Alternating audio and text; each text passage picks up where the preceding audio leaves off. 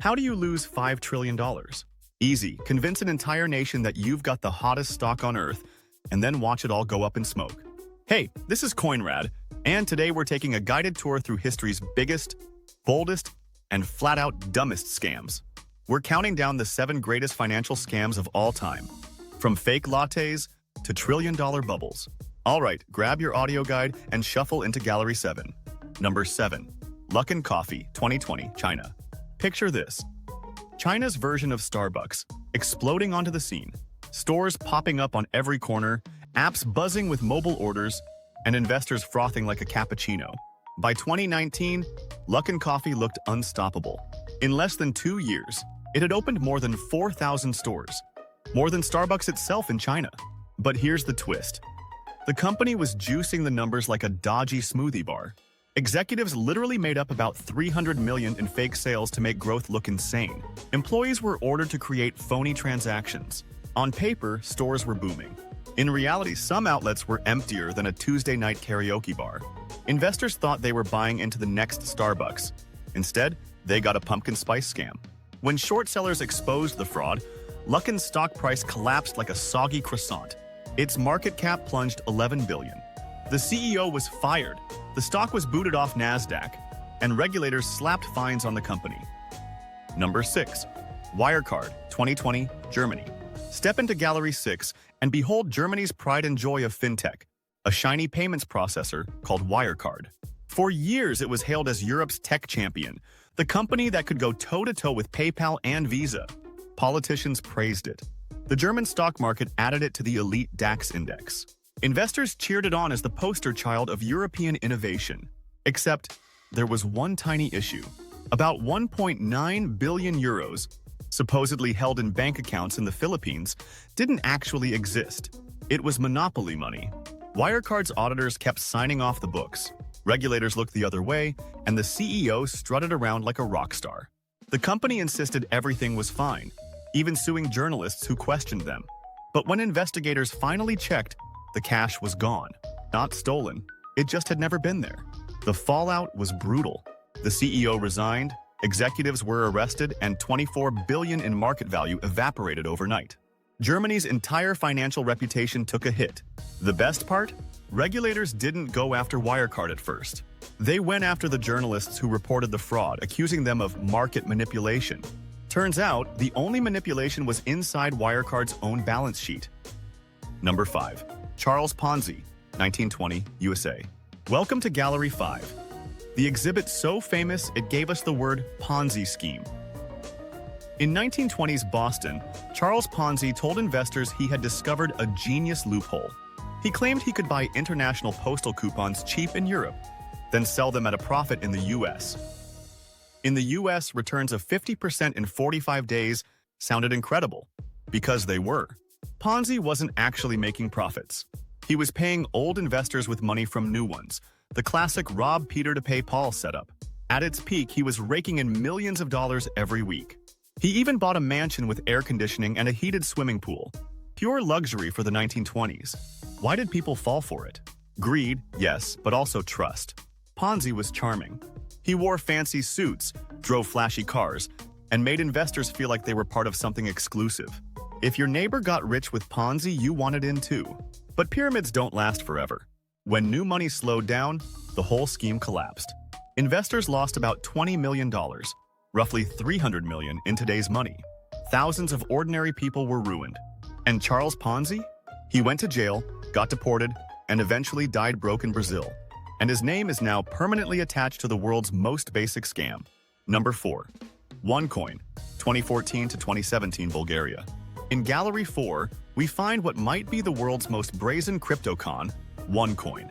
Marketed as the Bitcoin killer, it spread like wildfire through flashy hotel seminars, glossy brochures, and MLM-style recruiters who promised everyday people financial freedom.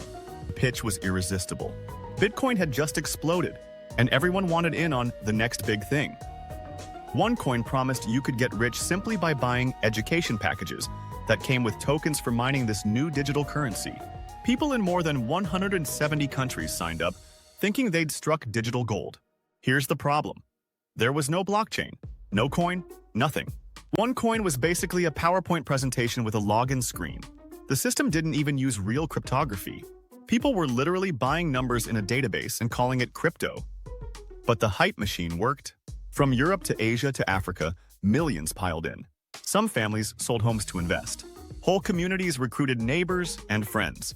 In total, at least $4 billion vanished, and some investigators put the figure closer to $15 billion. The mastermind was Russia Ignatova, the self-styled crypto queen, who strutted on stage in ball gowns, quoting Steve Jobs and promising revolution. In 2017, as the scheme started to crumble, she boarded a plane in Sofia, Bulgaria, and disappeared. She hasn't been seen since. Today, she's on the FBI's most wanted list. Number 3. Bernie Madoff, 2008 USA. Welcome to Gallery 3, home to the biggest Ponzi of all time. Bernie Madoff wasn't some back-alley hustler. He was the former chairman of NASDAQ, a respected Wall Street insider, and a man who seemed too established to fail. That credibility was his greatest weapon. Madoff promised clients steady, reliable returns, nothing flashy, just 10 to 12% a year. And that was the hook. The returns weren't astronomical, they were believable. Investors thought he had cracked some secret formula for consistent profits, a perfect balance of wizardry and caution. In reality, he was running a giant Ponzi scheme. Old investors were paid with new money. There were no profits at all. By the time the scheme collapsed in 2008, Madoff's books showed $65 billion in fake returns. The real investor losses were around $20 billion. Still catastrophic. Retirement savings gone. Charities destroyed. Universities crippled. And unlike Charles Ponzi, Bernie didn't just fool the masses. He fooled hedge fund managers, banks, and billionaires. Some of the so-called smartest people in finance lined up to hand him their money. Why? Because he made them feel special. If you got into Madoff's fund, you were part of the elite club. Number 2. Savings and loan crisis, the 1980s USA. Now, Gallery 2 is a little different. This isn't one con artist. It's an entire industry playing the same crooked game. In the 1980s, U.S. savings and loan banks were deregulated. Suddenly, these little community banks could make riskier bets, lend recklessly, and stretch the rules. Many executives dove headfirst into shady deals. They handed out loans to friends, made terrible investments, and cooked the books to hide the damage. The result? Over 1,000 banks collapsed. And who picked up the bill? Not the bankers. Taxpayers had to bail them out to the tune of $120 billion. That's billion with a B. Some executives did go to jail. The most infamous was Charles Keating of Lincoln Savings, whose fraud alone cost around $3 billion. But the real punishment fell on ordinary Americans footing the bill. It was like hundreds of mini Enrons all detonating at once. So was it a scam? Absolutely. Not one mastermind, but thousands of small frauds baked into the system. Number 1. South Sea Bubble, 1720, UK. Finally, we arrive at the crown jewel of financial stupidity, the South Sea Bubble. Back in 1720, the South Sea Company promised investors massive profits from trade with South America.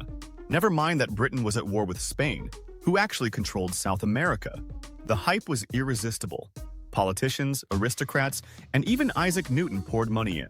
Shares skyrocketed. Ordinary citizens sold farms, pawned possessions, and joined the rush. And then reality struck. There was no gold mine, no South American fortune, just empty promises. When the bubble burst, 200 million pounds vanished, which is around $4 to $5 trillion in today's money. Britain's economy nearly collapsed. Newton himself lost a fortune and famously said, "I can calculate the motions of the heavenly bodies, but not the madness of people." If one of the smartest men in history couldn't dodge a bubble, what hope do the rest of us have? And there you have it. 7 stops in the Museum of Financial Shame. From fake coffee shops to trillion-dollar fantasies, every scam shares the same blueprint. Promise easy money, get people hooked, and watch greed do the rest. The names change. Ponzi, Madoff, Cryptoqueen, but the psychology doesn't. People fall for scams because deep down, we all want to believe there's a shortcut. So next time you hear about guaranteed returns, the next Bitcoin, or this time it's different, remember, it probably isn't. It's just the same old con in a shiny new wrapper. This is Coinrad. Subscribe and stick around for more stories about money, markets, and the madness they create.